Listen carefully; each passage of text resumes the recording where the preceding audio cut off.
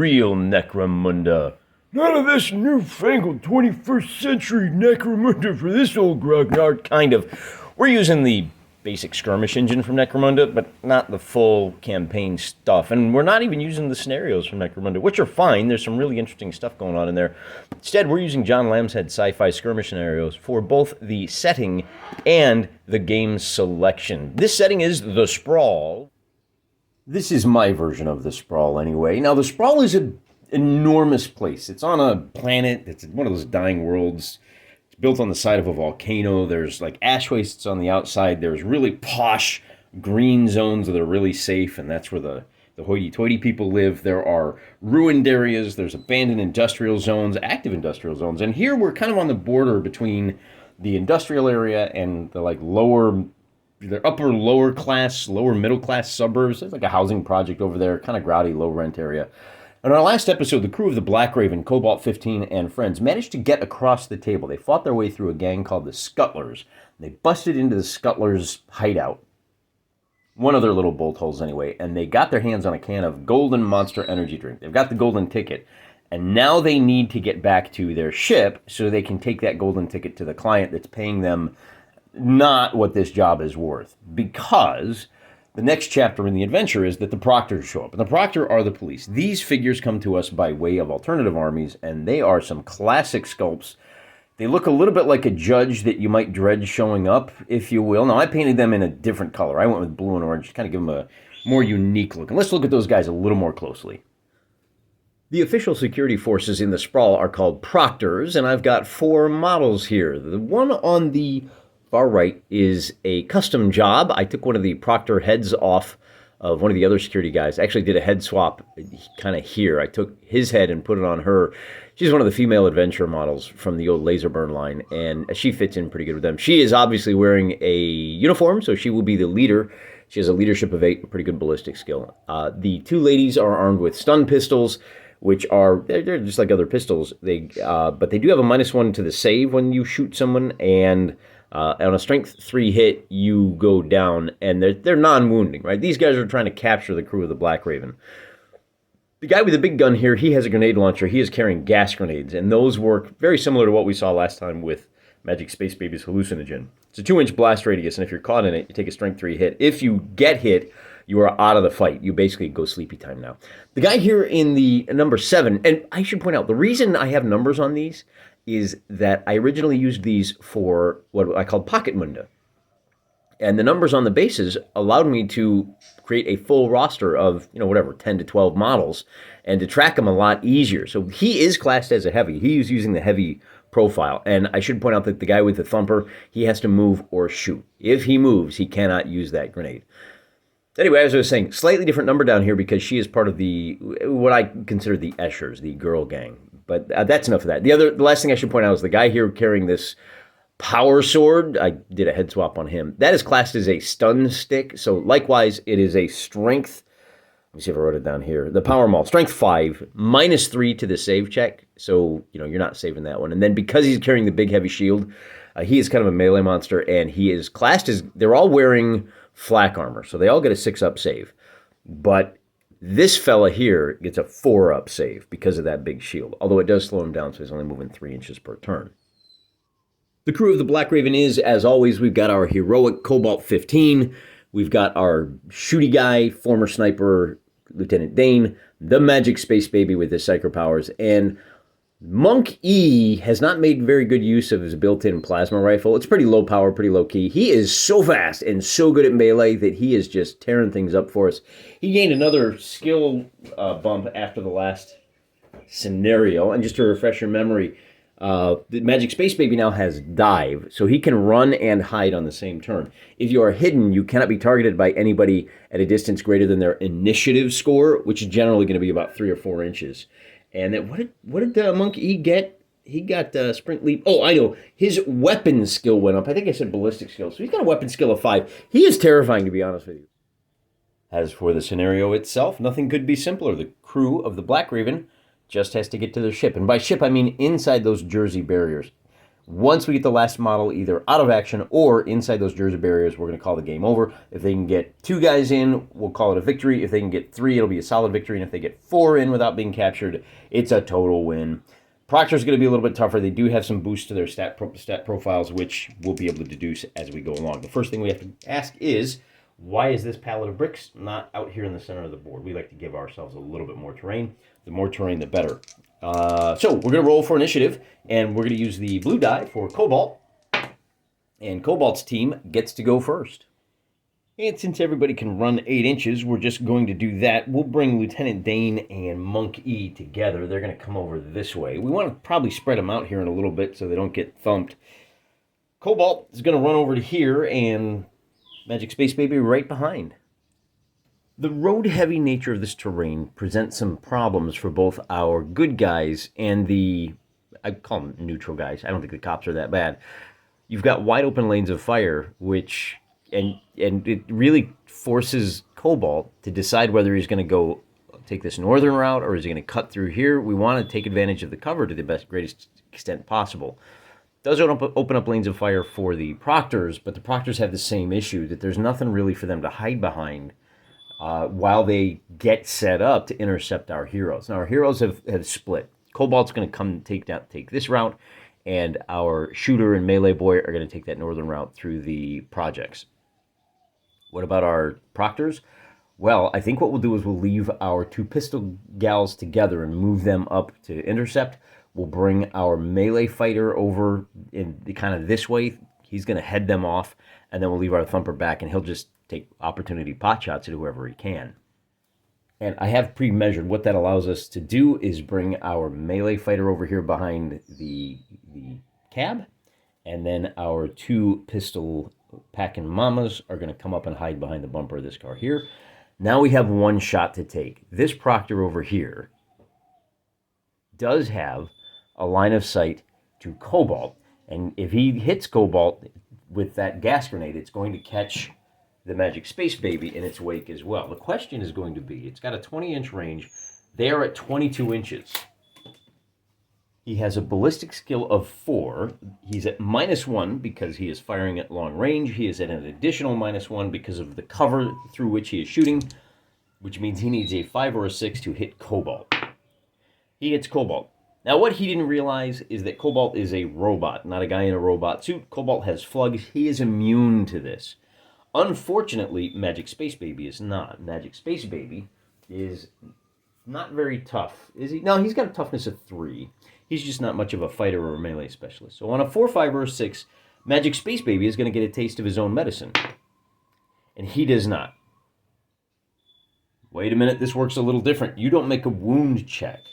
You roll against the target's toughness. You have to roll below the target's toughness to not be affected. Because we have a toughness of 3, Magic Space Baby is going to be affected by the gas. Let's find out how. On a result of a 3, over there, the victim is convinced the enemy is all around him, hiding behind every... let's see, the victim does not move this turn, but must blast off with any weapon he has in a random direction. So on his turn, what we'll do is we'll drop a little marker down to show that he is discombobulated. Green means poisoned. We are going to get Cobalt to safety. He's going to move 8 inches up to here and take shelter. Well, you can't really see him there, can you? He's taking shelter right there by the container and the dumpster. Meanwhile, we've got 2 other guys that have to move. All Magic Space Baby can do is fire off, and we're going to use his psychic power when it becomes his turn. We're going to move our monkey, and let's see, that's 2 inches to there. We've got to move another 6. We're going to bring Dane to there. I think we should probably bring Monkey a little further along this way. Let's see, if we went to 2 that way and then 6 this way. And I think he's good right there. We'll have to check line of sight later on, but the next thing we're going to do is we are going to move into the missile phase. Magic Space Baby is going to pop off in a random direction. To figure out which direction Magic Space Baby is facing in his confusion, we're going to roll just a simple direction die. He is going to turn and face due east, and of course east is this way, and that means that Magic Space Baby is going to use his psychic power off in this direction. There's nobody in his field of arc, so fortunately none of our guys get caught up in his shooting. Unfortunately, that means that he has lost a turn, and it's going to take a lot longer for Magic Space Baby to catch up. We don't want to leave him behind, do we? Now we can do any shooting of our own, but none of our guys have line of sight to the Proctors, so it becomes the Proctor's turn. We're going to move our melee specialist up behind this container. He's getting ready for whichever way Cobalt goes. We'll bring our Thumper over behind this space truck right there. He's taking cover, trying to get a better field of fire. And then our two stun pistol ladies are going to take up position behind either corner of this building. And maybe nobody has any open lanes of fire yet, so that's going to be the end of the turn. Everybody moves. That means our Monk E is going to move to take cover behind this planter box over here. We'll bring Lieutenant Dane. Should we put him up on the building where he can start taking shots at guys? I'm really worried about that gas grenade, though. I think we'll bring him around. He can move 8 inches. Can we get him into that? Yeah, let's bring him around to this building right here. And we'll check line of sight later. The next thing we're going to do is bring, for the epic confrontation, we're going to bring Cobalt sprinting across to here. He does not have line of sight to the Thumper. Turn our camera angle so you can see him. Let's slide it over. There we go. So it looks like on this turn we are going to have our big melee combat. Now the last thing we need to do is figure out what are we going to do with Magic Space Baby. Magic Space Baby could run 8 inches to safety over here. I think it's probably, but he will be subject to some pistol fire. In fact, there is a clear line of, this fence should be up to the corner. There's a clear line of sight even as we speak right here. So what we're going to do is take advantage of his psychic abilities. We're going to make a leadership check on a 6 or less. He will be able to use his teleportation power. And on an 11, he does not. So he is now in trouble because he's going to start taking pot shots from this lady right here. We're done with the good guy's turn. Now it's time for the Proctors. For movement, Mr. Thumper is not moving or shooting or doing anything. We're going to give him an Overwatch token. He can fire during the movement phase of the opposition. Our heavy hitter is going to move into melee range. He has charged this round, but we don't do melee yet. Our two shooters are not going to move. The next thing we do is shooting. And that leaves us with 2 shots to take. Our trooper is firing at Monk E. At 9 inches away, there's no bonus or penalty, but Monkey is hiding behind cover. We're going to give that shot a -1. With a ballistic skill of 3, it would normally be a 4. She needs a 5 to hit him. And with a 1, it's going to be a miss. Now our leader has a ballistic skill of 4. Are we within 16 inches? We are at about 13 inches. So again, no penalty for range when you're using a stun pistol, but we do have some cover in the form of the fence and the pallets here of bricks. So we're going to give Space Baby a benefit of a -1. So normally hitting on 3s, now hitting on 4s, and with a 4, that'll be a hit. Now that is a strength 3 hit, so we roll to wound, and on a 2, there will be no wound, so he shakes that off. Normally it would be wounding on a 4, 5, or a 6. And I should point out, because these are stun pistols, anybody that does go down to the stun pistol, we won't roll on the serious injury chart. The cops will give them all the medical aid they need. So kind of a nice to have rolled this randomly, that we're not going to have to worry about anybody getting too beat up. But if our guys do get captured, then, I mean, you know what's going to happen. The cops are going to, some politician is going to make a call, and the cops will be instructed to drop the charges, provided the crew of the Blackraven does a favor for that politician, right? That's how we're going to run this for the next issue. But we do have one more phase before we move on for the Proctors. It's time for some melee. These figures both have a weapon skill of 4.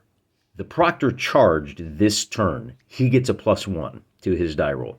The Proctor only has his stun stick. He's rolling 1 die. Cobalt is rolling 2 because he's wielding dual auto pistols. Because of the shield, we're going to give the Proctor, effectively he has a parry. And I guess the stun stick can allow for the parry as well. So while he only gets to roll 1 die, the Proctor does have the option to force Cobalt to re-roll one of his dice. Simple roll-off, and Cobalt is going to wind up with a total of -4.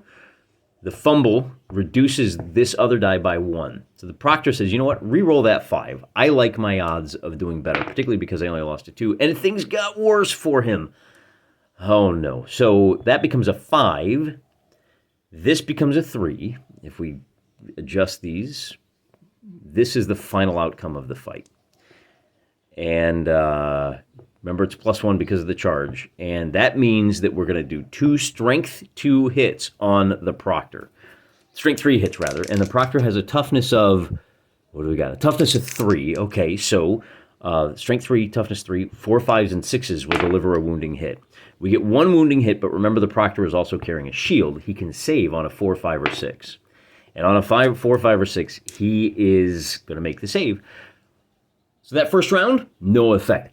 I think this is going to take a little while to resolve. That's the end of the turn. Well, we do have a morale phase or recovery phase, but we don't have to worry about that. I did forget in the last game, when you lose 3/4 of your force, once 3 people on either side go down, we have to start making bottle checks for that last guy. There is a chance that he runs away and says, you know, he sees the writing on the wall, you know, like the Zork. What does that say? It says, oh, this would also, I don't know if you ever noticed this before. Check this out. I actually went ahead and put another little reference to that movie, Kuatu Lives.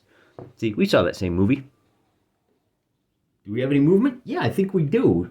Monk E, remember, 9 inches away. He's going to move up to this planter. We're preparing for next turn. And then we'll bring Dane over 7.5 inches. He's going to take position up right there. Now, he did move far enough. He doesn't have a shot. We're going to hold him off. I wonder if that's the smart play here. I don't think it is, to be honest with you. I think maybe the smarter play is, if we can move him 3 inches, let's move him over here. We'll just trade places. He's moved 3 inches. That way, during the shooting phase, he can take a little pot shot at this Proctor hiding right here behind this corner. And is that it for movement? No, we still need to move Magic Space Baby. He is going to try to teleport again, and with an 8, he will fail. Now we can do the shot. Lieutenant Dane is going to be firing at less than 12 inches with the autogun. He is going to have a +1, I think it is. Let me check his roster.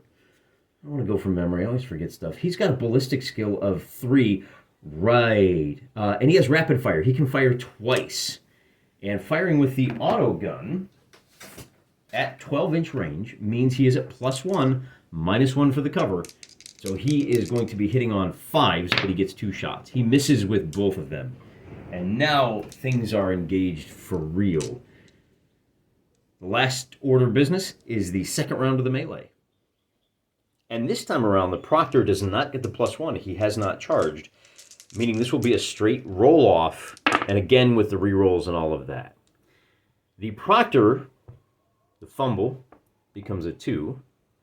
The Proctor has won by a single point. He is going to do a strength 5 hit. And he hits, and he wounds Cobalt. Now, Cobalt does get a save of 4 up, but the stun stick has a -3 to the save, which I believe negates that save, and that means Cobalt is stunned, and we're going to take him off the board. Zap. Which frees up the Proctor on his phase. Now, he can move up to 2 inches in any direction to take cover, and he's going to do that. He's going to swing up 8 inches to right there, and now he's got his sights set on Magic Space Baby. It is his turn, and he is going to go ahead and move. Let's see, that's about 2 inches to there and 8. So we're going to bring him around to here. We don't have any movement on the part of the gals who are going to open fire. Well, yeah, they are. That leaves us with 3 shots altogether. We'll start with the gal who is shooting at Monk E. Now at close range with that stun pistol, she is going to be at a total roll of the stun pistol. I think she's going to be at +2 because of the close range, but -1 because, again, he is behind cover. She has the weapon skill of 3, normally hitting on 4s. With the +1, she's going to be hitting on 3s. With a 6, she hits. That's a strength 3 hit. And with a 4, he is going to be stunned. Monkey is now out. And then our last Proctor is going to take the shot at Magic Space Baby. Magic Space Baby is going to roll, let's see. So again, at long range, -1, she's hitting on 4s. With a 1, she will miss. Last thing we're going to do is, I think we could fire with our Thumper. He's got line of sight. Well, no, Monkey is gone. He doesn't have line of sight to anybody. So we got to try to move him to where he can see Magic Space Baby, I think. Or maybe just leave him back, operating as free safety. If they do manage to get past the boys up front, then he can always take advantage of his gun then. So I think we're done with the Proctor turn. For movement, we're going to try to get Space Baby away from that guy that's advancing, and Magic Space Baby is still petrified with terror. You know, he's powerful when he hits it. But man, that 6 is just not coming up today. That means we'll charge with Monkey's out of the game, isn't he? I guess the last thing we do is bring Lieutenant Dane up to here, and then during the shooting phase, he will take 2 shots at this Proctor, and he will hit with one of them, and with that one, he is... Oh, you know what? I forgot. So that's a pin. That Proctor is now pinned, and we'll have to spend the full turn getting ready. And I think that's it. Yeah, that's all we can do. So our melee guy is less than 8 inches away. He's going to move into contact. You might need line of sight to charge into contact. Maybe he doesn't get the +1, but I don't think it's going to matter because he's putting Magic Space Baby down. Magic Space Baby's not a fighter. Then we're going to bring this Proctor over to the corner. Oh, now first of all, this Proctor is within 2 inches of a friend. Leadership check on a 7 or less. Well, it's a 9. On a 7 or less, she could stand up. Instead, the leader is going to move over and take a shot. This is going to be at -1. We're going to be hitting on 4s. So on a 5, that's a hit, wounding on 4, 5, 6, and with a stun, normally he would go down, but he's out. So bottle check for Magic Space Baby on Magic Space Baby's recovery, but we have to do the fight first. What are we looking at? Magic Space Baby has a weapon skill of 2, and only gets to roll 1 die. This guy has a weapon skill of 4, +1 for the charge. He is going to be at a total of +5 versus +2. And it gets worse because the shield, or the stun stick, gives our Proctor a reroll. Hey, Space Baby, reroll. This Proctor winds up with a total score of an 8, and Magic Space Baby winds up with a total score of 6. That means 2 wounds. Strength 5 wounds. And Strength 5 versus Toughness 3. Let's see, if that means it would be 4, subtract 2. That means we're going to do 1 hit, and it's going to be a clean sweep. All 4 of our good guys have been captured by the Proctors. Well, was that a fair fight? Probably not. Why was it unfair? Well, I don't have a whole lot of experience with the stun pistols in this game. The same thing that put the crew of the Blackraven at an advantage in all of our previous games put them at a disadvantage here. They had the harder task. They had to move through the enemy while the enemy was trying to stop them. Those gas grenades are really tough, and the stun pistols, because you don't wind up having the slow bleed out, it's just basically it's an auto kill. Once you take that wound, you're out of the game. It ends a lot quicker. So between the scenario design and I think our forces were relatively evenly matched. I think in a straight-up fight, it would have been a much more fair battle, but just the nature of things didn't go their way. If Magic Space Baby had been able to move a little faster, it might have complicated the plans of the Proctors a little more too. So, all the usual caveats, all the usual excuses. Oh, the dice, it's the dice. It's not the dice. Get better tactics, get better strategy, pick better fights. Although the crew of the Blackraven didn't actually pick this one, did they? But we did, and so that's on us.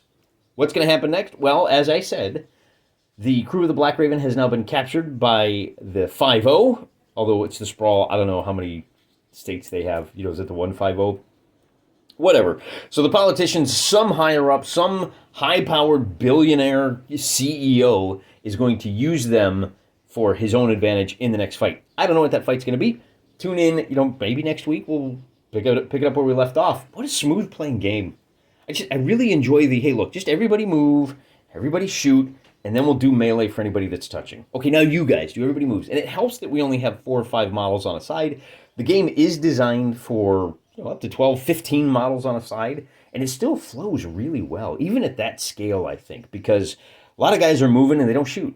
And a lot of guys will shoot, but they don't move. So you really don't have to deal with 15 guys that are all moving and then all shooting. And even if you're not the active player in an I go, you go system like this, there's enough going on to keep you engaged throughout the entire game.